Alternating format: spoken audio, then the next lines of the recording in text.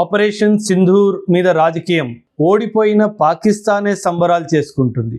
గెలిచిన నా దేశం మాత్రము ఈ ఆపరేషన్ సింధూర్లో ముఖ్య పాత్ర వహించిన సూత్రధారుల మీద ట్రోల్ చేస్తుంది. ఇది ఎక్కడి వరకు కరెక్ట్? సోఫియా ఖురేషి మేడం కానివ్వండి, విక్రమ్ మిశ్రీ సార్ కానివ్వండి, అదే జయశంకర్ సార్ కానివ్వండి, మన భరతమాత ముద్దు బిడ్డలు వీళ్ళు ముగ్గురు. మన జయశంకర్ గారు బ్యూరోక్రాట్ నుంచి ఒక ఫారిన్ మినిస్టర్గా ఎదిగిన వ్యక్తి. మనం S-400తో సంబరాలు చేసుకున్నాము. ఈ S-400 కూడా మన భారతదేశానికి రావడానికి కీలకమైన పాత్ర జయశంకర్ గారు వహించారు. అమెరికా వాడు ఎంత భయపెట్టినా నా దేశానికి ఇది అవసరం ఉంది అని చెప్పి ఒక కీలకమైన నిర్ణయం తీసుకున్నారు. ఈ Russia Ukraine war, Israel Palestine మరిన్ని సంఘటనలప్పుడు విదేశాల్లో చిక్కుకున్న మన భారతీయుల్ని సేఫ్గా మన ఇండియాకి తీసుకురావడంలో చాలా important role Jaishankar sir play చేశారు. మనం అలాంటి మనిషిని విమర్శించేది. తను K Subrahmanyam, one of the finest bureaucrats of India కొడుకు.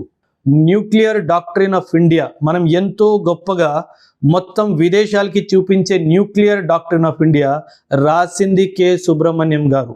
మీకు తెలుసో తెలీదో 1999లో కార్గిల్ వార్ ద్వారా ఒక కమిటీని స్థాపించారు.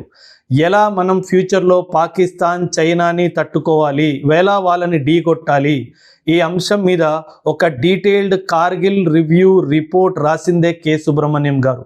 ఈరోజు మనం చీఫ్ ఆఫ్ డిఫెన్స్ స్టాఫ్, ఈరోజు మనం ఆయుధాలు, టెక్నాలజీ అవన్నీ ఎందుకు, NTRO national technical research organisation ఇవన్నీ రావాలి, అగ్నివీర్ లాంటి స్కీమ్స్ రావాలి, ఇంకా మన ఆర్మీని సొఫిస్టికేషన్ చేయాలి, మనం సిగ్నల్ ఇంటెలిజెన్స్ని ఇంప్రూవ్ చేయాలి, ఇలాంటి మరెన్నో సజెషన్స్ ఇచ్చిందే కె సుబ్రహ్మణ్యం గారు.